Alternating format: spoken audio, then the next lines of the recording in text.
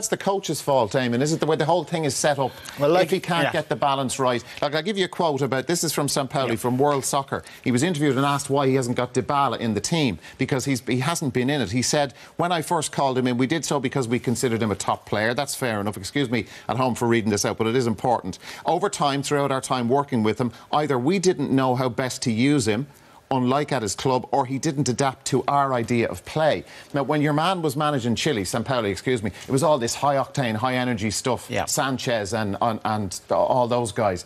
But, like, Argentina don't play high-octane football. But it comes down to the players at your disposal. You can play high-octane pressing football. You've got Sanchez, Vidal another a Chilean player. Those guys can do it.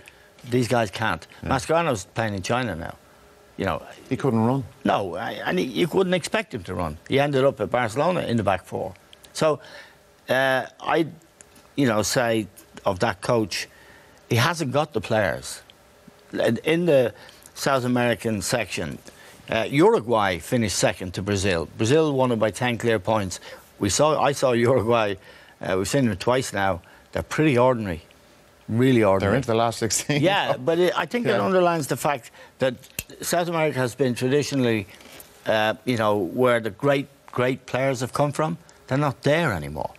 That's the problem. They haven't got, if that's the best they've got in Argentina, look at Brazil. So the standard in South America is coming down. They've all come to Europe over the last 15, 20 years. If you don't have idols and iconic figures in your own country, in Brazil and Argentina, it's going to stop people going to the game and stop people playing the game. All of Europe has raided South America, taken all their best players, and that has damaged the basic grassroots game, I would say, in South America, because it's emptied.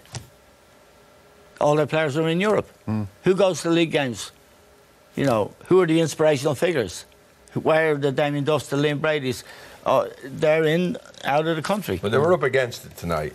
Against a serious outfit. Let's give Croatia credit.